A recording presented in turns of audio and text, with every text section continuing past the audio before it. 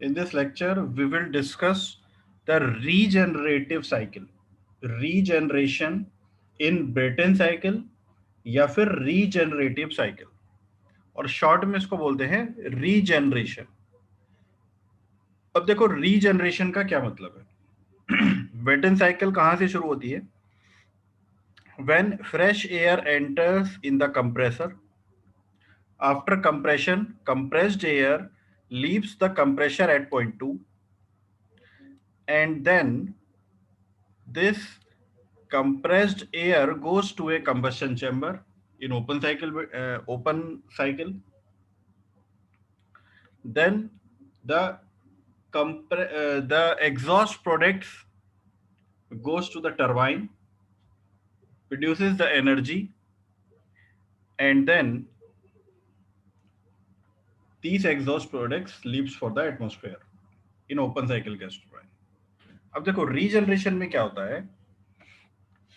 Regeneration में होता ये है कि जो कंप्रेस्ड एयर कंप्रेसर से निकल के जा रही है। देखो कंप्रेसर में मैंने आप लोगों को बताया था कि टेम्परेचर इंक्रीज हो जाता है अननेसेसरीली। हम चाहते नहीं कि कंप्रेशन के दौरान टेम्परेचर इंक्रीज हो,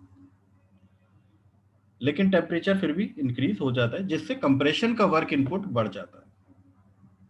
that is a different thing. उसके बाद हमें क्या करना है, उसमें हीट ऐड करनी है, मींस, और हीट ऐड करनी है कांस्टेंट प्रेशर पे। तो प्रेशर जितना बढ़ना था वो कंप्रेसर में बढ़ गया।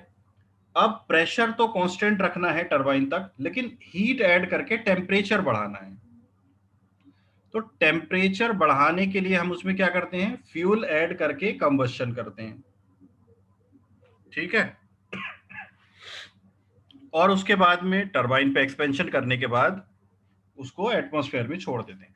अब जो एनर्जी टरबाइन पे एक्सपेंशन होने के बाद वर्किंग फ्लूइड में रह गई है, हम रीजनरेशन साइकिल में उसको यूटिलाइज कर लेते हैं। कैसे? उसको एटमॉस्फेयर में छोड़ने से पहले देखो, remember the TS diagram of Brayton cycle, you can clearly see expansion process is 3-4 and the 4 point जो होता है वो काफी ऊपर होता है compare to the point 1। Point 1 क्या है? जहां पे कंप्रेसर का इनलेट होता है, जहां पे एंट्री होती है। और पॉइंट 4 क्या है? जहां पे टरबाइन से एग्जिट होता है। मतलब अगर हम देखें कि टरबाइन के एग्जिट पे जो टेम्परेचर है वो कंप्रेसर के इनलेट से छोड़ो आउटलेट से भी ज्यादा होता है। यानी कि उसके पास अभी भी काफी एनर्जी है और उस एनर्जी को हम यूटिलाइज कर सकते हैं। तो उस एनर्जी को हम कैसे यूटिलाइज करते हैं? उस एनर्जी को हम यूटिलाइज करते हैं, उसके पास जो एनर्जी है उसको ट्रांसफर कर देते हैं वर्किंग फ्लूइड को, जो वर्किंग फ्लूइड कंप्रेसर से लीव कर रहा है।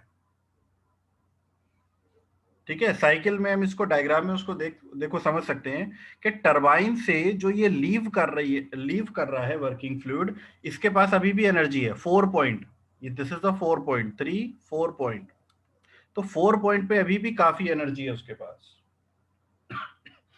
तो ये एनर्जी को हम इसको पास कराते हैं एक हीट एक्सचेंजर से, जिसको बोलते हैं regenerator. The name of this heat exchanger is regenerator. और इस रीजनरेटर में ही पास करा देते हैं जो कंप्रेसर से कंप्रेस्ड एयर बाहर निकल रही थी, इसको भी इसमें पास करा देते हैं। इसको इधर से पास करा देते हैं, इसको इधर से पास करा देते हैं। तो ये जाता हुआ क्या करता है कि अपनी एनर्जी इसको ट्रांसफर कर जाता है एयर को, कुछ एनर्जी, सारी नहीं कर पाता। और उसके बाद जो एनर्जी इसमें बचती है वो फिर हम एटमॉस्फेयर में छोड़ देते हैं अगर ओपन साइकिल है तो, और क्लोज साइकिल है तो उसको इंटरकूलर में कूल कर लेते हैं। ठीक है। तो this is the regeneration. Regeneration के लिए हमने एक अलग से इसमें हीट एक्सचेंजर लगाया है इंटरकूलर से पहले, जिसका नाम होता है रीजनरेटर। और इस साइकिल को बोलते हैं रीजनरेटिव ब्रेटन साइकिल। ठीक है। अब देखो इसको टीएस डायग्राम में समझते हैं। टीएस डायग्राम में इसको समझते हैं। टीएस डायग्राम में पॉइंट 1 से लेके 2 तक आइसेंट्रोपिक कंप्रेशन होता है। पॉइंट 1 से लेके 2 तक आइसेंट्रोपिक कंप्रेशन होता है। उसके बाद कंप्रेशन हो गया, उसके बाद कांस्टेंट प्रेशर रहेगा। चाहे उसको हीट एक्सचेंजर में पास कराओ, चाहे उसको इंटरकूलर में पास कराओ, चाहे उसको कंबस्शन चैम्बर में पास कराओ, तो प्रेशर जो है वो कांस्टेंट ही रहेगा। अब कांस्टेंट प्रेशर पे 2 पॉइंट से जैसे ये निकला, जिस टेम्परेचर पे निकला उस टेम्परेचर से पे ही इसको पास करा दिया एक हीट एक्सचेंजर, एक रीजनरेटर से पास करा दिया, और उसी रीजनरेटर में हमने पास करा दिया था वो वर्किंग फ्लूइड जो टरबाइन से निकला था, यहां से 4 पॉइंट से। ठीक है, तो यहां से जो पास कराया हमने, क्या हुआ कि इसका जो टेम्परेचर था वो इंक्रीज होके पहुंच गया यहां पे ए पॉइंट पे। 4 पॉइंट का जो टेम्परेचर था वो काफी ज्यादा था, और 2 पॉइंट का देखिए, यहां पे देखेंगे अगर हम डिफरेंस, तो लगभग इतना डिफरेंस है इसके टेम्परेचर में। जो टेम्परेचर टरबाइन से बाहर निकल रहा है वो टेम्परेचर इतना है 4 पॉइंट, और जो टेम्परेचर से कंप्रेस्ड एयर बाहर आ रही है वो temperature this is T2, this is T2, and this जिस टेम्परेचर से टरबाइन का एग्जिट है दिस इज T4, और T4 जो है वो काफी ज्यादा है T2 से। तो क्यों ना हम उस हीट को ट्रांसफर कर दें वर्किंग फ्लूइड को 2 पॉइंट पे, तो क्या होगा, ये जो टेम्परेचर था वो इसको गर्म कर देगा, अपनी हीट सप्लाई कर देगा, और इसका टेम्परेचर इंक्रीज हो जाएगा जब ये रीजनरेटर से निकलेगा, तो ये पहुंच जाएगा टी ए पे। ठीक है, और ये भी तो ठंडा होगा क्योंकि एनर्जी तो इसकी भी जा रही है, तो ये जो है वो थोड़ा सा कूल हो जाएगा, वो हो जाएगा बी पॉइंट तक ये कूल हो जाएगा। ठीक है, तो इसकी एनर्जी कम हो गई, ये तो वैसे भी हमें कूल करना ही था, और इसकी एनर्जी थोड़ी सी इंक्रीज होगी। मतलब पहले जो हम हीट ऐड कर रहे थे T3 से लेके T2 तक, T3 - T2 इतनी हीट हमें ऐड करनी पड़ेगी, वो हीट एडिशन अब कम हो जाएगा। अब हमें हीट जो है वो ऐड करनी पड़ेगी T3 - TA तक, क्योंकि अब जो है, जो हीट ऐड करने के लिए हम जिस हीट एक्सचेंजर में उसको पास कराएंगे उसमें कम हीट ऐड करने की जरूरत पड़ेगी, क्योंकि टेम्परेचर पहले T2 से T3 तक लेके जाना था, और अब TA से T3 तक लेके जाना है। तो जो इनलेट टेम्परेचर था वो बढ़ गया, तो कम हीट ऐड करनी पड़ेगी, और ये हीट जो थी वो तो वैसे भी वेस्ट हो रही थी। इसलिए रीजनरेशन में हमने क्या किया, जो हीट वेस्ट हो रही थी इंटरकूलर में उसको हमने यूज कर लिया एक रीजनरेटर लगा के, और अब हमारा क्या है, हीट जो एडिशन था उसमें वो कम हो गया। साइकिल में सिर्फ इतना ही चेंज आया, देखो ना कंप्रेशन वर्क पे कोई फर्क पड़ा, ना टरबाइन वर्क पे कोई फर्क पड़ा, हीट एडिशन कम हो गया। हीट एडिशन कम होने से इफिशिएंसी इंक्रीज हो जाती है। तो this is the regenerative Brayton cycle. So it is a process in which the high temperature gas coming out from the turbine is utilized to heat up the cold air coming out from the compressor. तो हम क्या कर रहे हैं कि जो high temperature gas है, gas होगी अगर ओपन साइकिल होगी तो, और एयर होगी अगर क्लोज साइकिल होगी तो जो गैस है टरबाइन से, हाई टेम्परेचर गैस जो आ रही है उसको हम यूटिलाइज कर लेते हैं किस चीज में, हीट अप करने में कोल्ड एयर को जो कंप्रेसर से निकल रही है। ठीक है, before entering to combustion chamber और हीट एक्सचेंजर। तो रीजनरेटर में हम उसको एयर, जो कंप्रेसर से एयर आ रही है उसको हीट अप करने में उसको यूटिलाइज कर लेते हैं। ठीक है, इसको बोलते हैं प्री हीटिंग। कब, जब हमने एक्चुअल जो हीटिंग हमें करनी है हीट एक्सचेंजर में या कंबस्शन चैम्बर में, उससे पहले रीजनरेटर लगा के हमने उसको थोड़ा सा हीट कर लिया, जिसको बोलते हैं प्री हीटिंग। तो this pre heating of cold air decreases the fluid required, thus increasing the efficiency, decreases the fluid required, the energy required, sorry, thus increasing the efficiency. ठीक है, अब देखो इफेक्ट, देखो रीजनरेशन के क्या क्या इफेक्ट आते हैं। अभी जैसे मैंने बताया, कंप्रेशन वर्क पे कोई इफेक्ट नहीं, सेम रहेगा। टरबाइन वर्क पे कोई इफेक्ट नहीं, सेम रहेगा। अगर टरबाइन वर्क पे कोई इफेक्ट नहीं है, कंप्रेशन वर्क पे कोई इफेक्ट नहीं है, तो डब्ल्यू नेट पे भी कोई इफेक्ट नहीं आएगा, क्योंकि डब्ल्यू नेट क्या है, WT - WC, turbine work minus compression work. तो डब्ल्यू नेट भी सेम रहेगा, साइकिल का एरिया भी सेम रहेगा, कोई इफेक्ट नहीं। हीट सप्लाई जो हमें करना था, पहले हमें T2 से T3 लेके जाना था, अब हमें TA से T3 लेके जाना।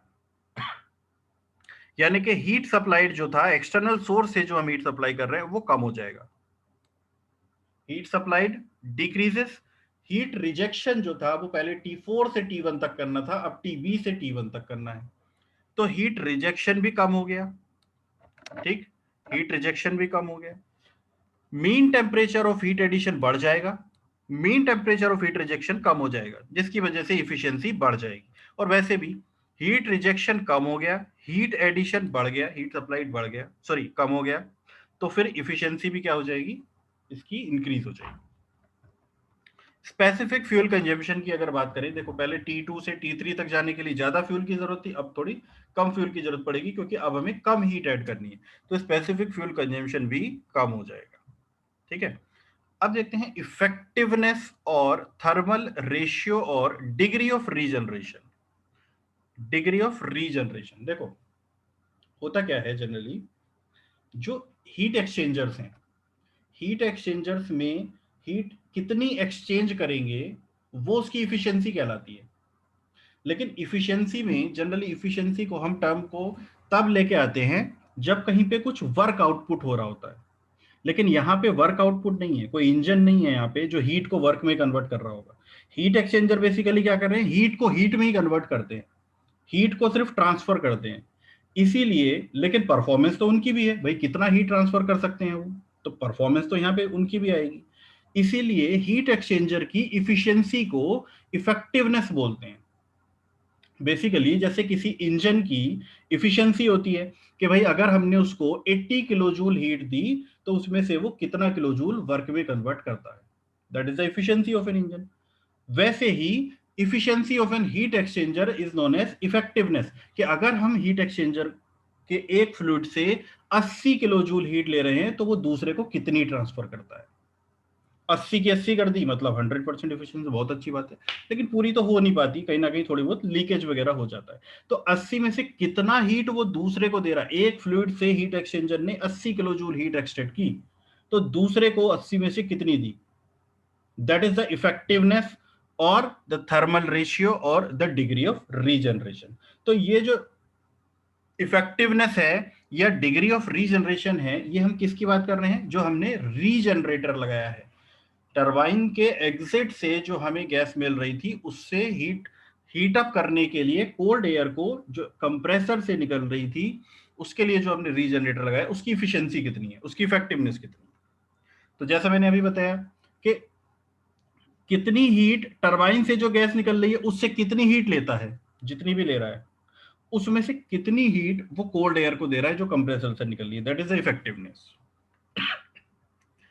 It is the term used to represent the capacity of heat exchanger or regenerator. Regenerator is a type of heat exchanger.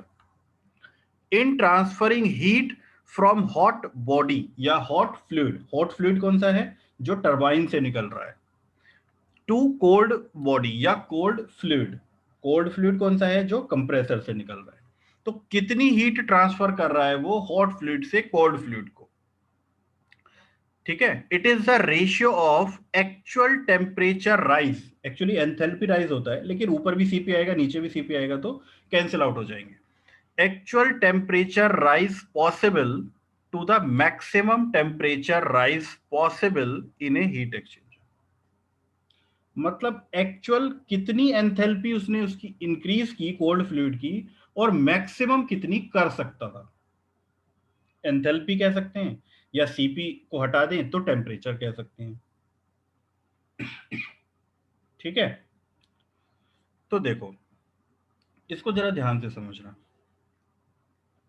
इसको समझने के लिए हम वापस टीएस डायग्राम पे आते हैं। जो कोल्ड फ्लूइड है उसका टेम्परेचर T2 है, उसका टेम्परेचर T2 है, T2 से स्टार्ट हुआ, और जो हॉट फ्लूइड है उसका टेम्परेचर T4 है, इसका टेम्परेचर T4 है। ठीक है, अब जरा ध्यान से समझो कि T4 वाला जो गैस है वो T2 वाली एयर को कितना मैक्सिमम टेम्परेचर तक हीट कर सकती है, मैक्सिमम कितना कर सकती है? T4 तक ही तो कर सकती है, जितना उसका खुद का टेम्परेचर है, उससे ज्यादा थोड़ी कर सकती है। ठीक है, मान लीजिए कि 80 डिग्री सेल्सियस की हॉट 80 डिग्री सेल्सियस का हॉट फ्लूइड 20 डिग्री सेल्सियस के कोल्ड फ्लूइड को कितना गर्म कर सकता है? ज्यादा से ज्यादा 80 तक लेके आ सकता है। 80 से ज्यादा तो नहीं कर सकता ना, 80 डिग्री सेल्सियस का तो उसका खुद ही टेम्परेचर है, तो 80 तक ही कर सकता है। इसका मतलब मैक्सिमम कितना कर सकता था वो? T2 से T4 तक कर सकता था, T2 से T4 तक, यहां तक कर सकता था। और एक्चुअल कितना किया? ये सिर्फ ए तक ही किया। तो मैक्सिमम कितना कर सकता था भाई? ये मैक्सिमम कर सकता था T4 माइनस T2, ये तो मैक्सिमम कर सकता था। बट एक्चुअल में कितना किया उसने? एक्चुअल में उसने किया TA तक सिर्फ, तो एक्चुअल कितना हुआ? TA minus T2। ठीक है, तो इफेक्टिवनेस कितनी हो जाएगी? एक्चुअल जितना राइज किया उसने टेम्परेचर, TA माइनस T2। अब देखो इसके बाहर अगर CP लगा देंगे तो एंथैल्पी राइज आ जाएगा। एंड ऊपर भी वही सेम फ्लूइड है, नीचे भी सेम फ्लूइड है, तो CP से CP कैंसिल। तो मैक्सिमम टेम्परेचर राइज T4 तक हो सकता था, बट एक्चुअली कितना हुआ? TA तक हुआ। तो TA minus T2 upon T4 minus T2, this is the effectiveness of the regenerator. अब ये जो इफेक्टिवनेस है वो लगभग 70 से 80% होती है, लगभग 70 से 80% जो है इसकी इफेक्टिवनेस होती है रीजनरेटर की। मतलब लगभग 20 से 30% जो हीट है वो वेस्ट कर देता है ये रीजनरेटर। तो मैक्सिमम टेम्परेचर T4 तक राइज कर सकता था अगर उसकी इफेक्टिवनेस 1 होती तो, लेकिन उसकी इफेक्टिवनेस 1 नहीं है, लगभग 20 से 30% हीट जो थी वो वेस्ट हो गई, और जो एक्चुअल टेम्परेचर हमें मिला रीजनरेटर से निकलने के बाद वो TA मिला, ना कि T4। This is the effectiveness of regenerator, actual temperature rise upon maximum temperature rise. Now ideal regenerative cycle, ideal regenerative cycle किसको बोलते हैं?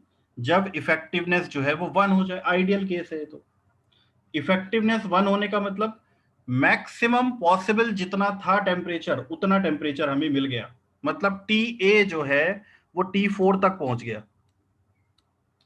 TA जो है वो T4 तक पहुंच गया। तो ये हो जाएगा आपकी ideal regenerative cycle, ideal regenerative cycle. यहां पे एक चीज को जरा आपको ध्यान से समझना पड़ेगा। देखिए आइडियल रीजनरेटिव साइकिल में अगर ये TA जो टेम्परेचर था ये T4 के बराबर हो गया, ये ऊपर तक ही हीट हो गया, ठीक है, तो क्या होगा? T4 माइनस T2, ये जो था वो TA माइनस T2 सेम हो गए। तो हम ये कह सकते हैं कि ये जो A पॉइंट था वो इस पॉइंट के पैरेलल में आ गया, यहाँ पे फिक्स हो गया। मतलब कह सकते हैं हम TA is equal to T4, ये दोनों बराबर हो गए। अब देखो, अब इनका डिफरेंस अगर हम देखें, ये वाला TA minus T2, TA minus T2, ये जो डिफरेंस है जितना टेम्परेचर राइज हुआ, भाई ये वाला भी तो सेम होगा क्योंकि हीट जा तो यहीं से रही है ना, और CP तो कांस्टेंट है, CP तो दोनों की कांस्टेंट है। तो अगर CP कांस्टेंट है तो जितना डिफरेंस ये होगा TA माइनस T2 उतना डिफरेंस ये भी तो होगा, यानी कि TB जो है वो भी तो T2 तक आ जाएगा, TA T4 तक पहुंचेगा तो TB जो है वो T2 तक आ जाएगा। मतलब TA minus T2 is equal to T4 minus TB। ठीक है, अब देखो अगर TA T4 के बराबर हो गया तो TA की जगह में T4 लिख देता हूं, ये कैंसिल हो गए, तो T2 is equal to TB होगा कि नहीं होगा? T2 is equal to TB हो जाएगा। तो जितना टेम्परेचर डिफरेंस ये है उतना ही टेम्परेचर डिफरेंस ये वाला भी हो जाएगा। TB जो है वो T2 के बराबर हो जाएगा और TA जो है वो 4 के बराबर हो जाएगा। कौन सी साइकिल में? आइडियल रीजनरेटिव साइकिल, जहां पे रीजनरेटिव इफिशियंसी जो है वो 1 है। ठीक है, तो TA T4 के बराबर हो गया। In an ideal cold air is heated up to the turbine exit temperature, यानी कि maximum possible temperature T4 in heat in regenerator या heat exchanger. Effectiveness becomes 100%, but it is only possible for infinitely large heat exchanger. अगर बहुत बड़ा heat exchanger हो, उसको sufficient time मिले, तो ये आइडियल कंडीशन है। ठीक है, तो efficiency of ideal regenerative cycle, ये रीजनरेटर की इफिशियंसी नहीं है, ये पूरी साइकिल की इफिशियंसी की हम बात कर रहे हैं। तो पूरी साइकिल की जो इफिशियंसी है वो क्या होती है? 1 minus heat rejected upon heat supplied. W net upon heat supplied होती है ना, डब्ल्यू नेट को क्या लिख सकते हैं हम? QS माइनस QR भी लिख सकते हैं। तो 1 minus heat rejected upon heat supplied. अब देखो हीट रिजेक्टेड कितना है? TB से T1 तक। पहले T4 से T1 तक था, लेकिन ये तो रीजनरेटिव साइकिल है, तो इस केस के लिए कितना हो गया? TB से T1 तक हो गया। और heat addition T3 minus T2 तक था जब सिंपल थी, लेकिन रीजनरेटिव था तो T2 से TA तक तो रीजनरेटर में बढ़ गया। तो T3 माइनस हीट सप्लाइड कितनी बची? T3 minus TA। ये है रीजनरेटिव साइकिल के लिए। रीजनरेटिव साइकिल के लिए TB minus T1 upon T3 minus T1। लेकिन आइडियल रीजनरेटिव साइकिल के लिए TA जो है वो T4 के बराबर है और TB जो है वो T2 के बराबर है। यानी कि इस TB की जगह पे मैं T2 पुट कर सकता हूं और इस TA की जगह पे मैं T4 पुट कर सकता हूं। तो आइडियल की जो इफिशियंसी है वो कितनी हो जाएगी? आइडियल रीजनरेटिव साइकिल की इफिशियंसी, ना कि रीजनरेटर की इफिशियंसी। रीजनरेटर की तो इफेक्टिवनेस थी। ठीक है, वो तो 1 है। अगर आइडियल रीजनरेटिव साइकिल मैंने बोला तो वो 1 हो जाएगी effectiveness. Efficiency of the ideal regenerative cycle वो कितनी हो जाएगी? 1 minus T2 minus T1 upon T3 minus T4। ये हो जाएगी आइडियल रीजनरेटिव साइकिल की इफिशियंसी। देखो, एक तो हो गई सिंपल साइकिल, उसके बाद आती है रीजनरेटिव साइकिल। ये मैंने बता दिया कि रीजनरेटिव साइकिल की इफिशियंसी सिंपल बटन साइकिल से ज्यादा होती है। और उसके बाद आती है ideal regenerative cycle. Ideal regenerative cycle की इफिशियंसी रीजनरेटिव साइकिल से भी ज्यादा हो जाएगी, क्योंकि यहाँ पे तो मैक्सिमम हीट ट्रांसफर हो गया ना, अब हीट एडिशन और कम हो जाएगा, तो आइडियल रीजनरेटिव साइकिल की एफिशिएंसी उससे भी ज्यादा हो जाएगी। तो this is the ideal regenerative cycle efficiency 1 minus T2 minus T1 upon T3 minus T4।